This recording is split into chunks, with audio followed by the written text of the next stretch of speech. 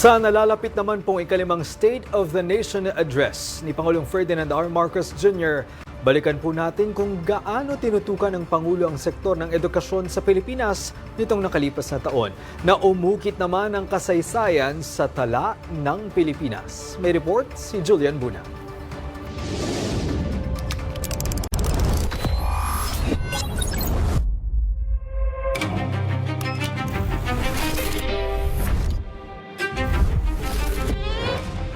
Hindi pribilehiyo kundi karapatan ng bawat batang Pilipinong magkaroon ng maayos at dekalidad na edukasyon. Puspusan nating inaayos at pinapaganda ang ating sistema ng edukasyon. Sa lahat ng mga pinahahalagahan ng administrasyon, ito pa rin ang nasa rurok. Edukasyon din ang isa sa mga pangunahing prioridad ni Pangulong Ferdinand R. Marcos Jr. sa kanyang kampanyang Bagong Pilipinas. Ang kakulangan sa sapat na silid-aralan at pagkatuto ay masikap na tinutugunan ng pamahalaan.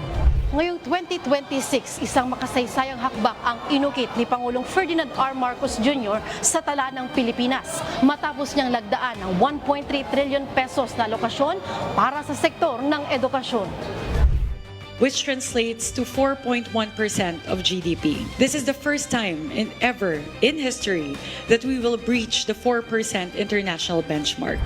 Isa sa mga matagal ng hamon sa sektor ng edukasyon ang kakulangan ng pasilidad.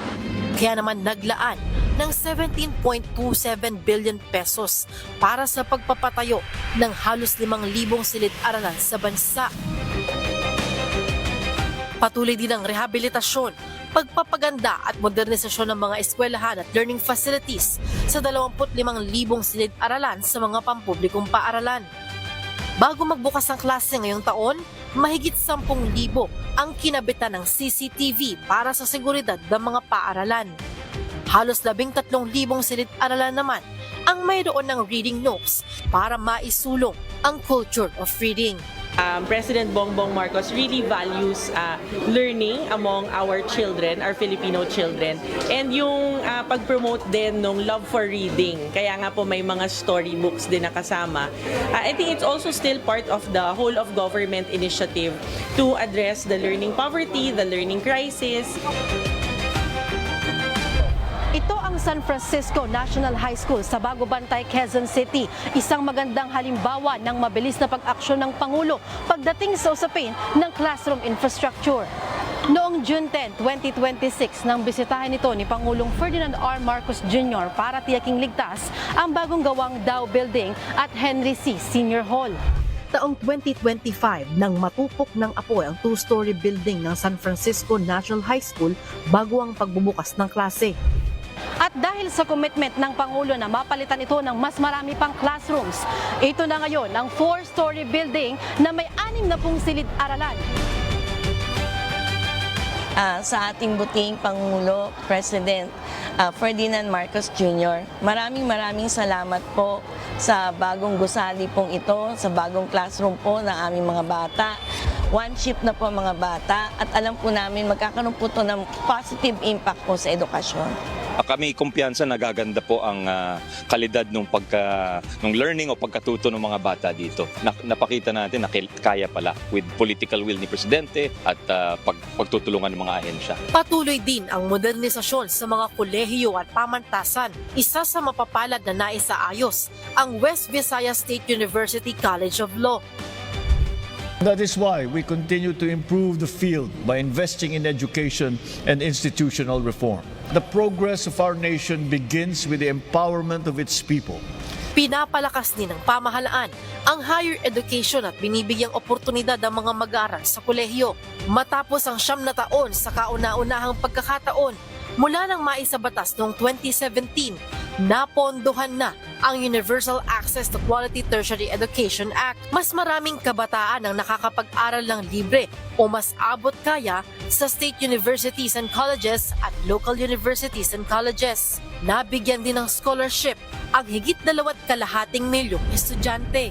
Ngayong taon, inilunsad ng Commission on Higher Education ang Bagong Pilipinas Merit Scholarship Program na tumutulong sa kabataang salat sa pinansyal na aspeto. Tinutugunan din nito ang kakulangan sa workforce sa ilang sektor gaya ng agrikultura, kalusugan at teknolohiya. Dito sagot ng gobyerno ang matrikula, stipend allowance at academic excellence incentives ng mga kwalipikadong mag-aaral. Nagdagdag din ang pamahalaan ng child development centers sa mga liblib na barangay, hindi lang para tutukan ng pag-aaral, kundi pati ang kanilang nutrisyon, cognitive at social development. Pinagtutuunan din ng pansin ng Pangulong Marcos Jr. ang mga reforma sa edukasyon upang mas mabantayan ang kalidad ng pagtuturo at pagkatuto, masuri at matugunan ng mga suliranin sa sistema ng edukasyon. Pinalawig pa ng pamahalaan ng 2 taon ng operasyon ng Second Congressional Commission on Education o EDCOM2. Mahalagang parte ang ginagampanan ng mga guro sa paghubog ng kaisipan at kinabukasan ng mga mag-aaral. Kaya naman, siniguro ng Pangulo na nakukuha ang karampatang benepisyo at pagkilala sa mga guro bilang mga pundasyon ng edukasyon. At sa tulong ng Expanded Career Progression o ECP, libo-libong guro ang na-promote matapos ang ilang dekadang paghihintay. Nagbukas din ng karagdagang 32,000 teaching positions sa mga pampublikong paaralan para sa school year 2026 to 2027.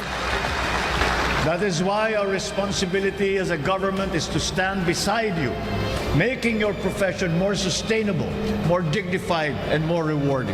Siyempre, bilang guro, kahit ba masipag ay magturo, lalo kang magiging inspire na magturo at kasi nga napakaganda ng kanyang programang ginawa para sa amin, malasakit na sa amin. Sa tulong ng mga inilunsad na karagdagang proyekto, polisiya at pondo ni Pangulong Ferdinand R. Marcos Jr. para sa sektor ng edukasyon, pinatutunayan lang nito na malaki ang kanyang pananalig sa magagawa at epekto ng kalidad na edukasyon para sa mga Pilipinong mag-aaral. Ang taong ito kung saan nalagpasan ng bansa ang global benchmark para sa pondo ng edukasyon, ang isa sa mga legasiyang iniukit ng kanyang administrasyon sa kasaysayan ng Pilipinas. Ako si Julian Bunag para sa SONA 2026.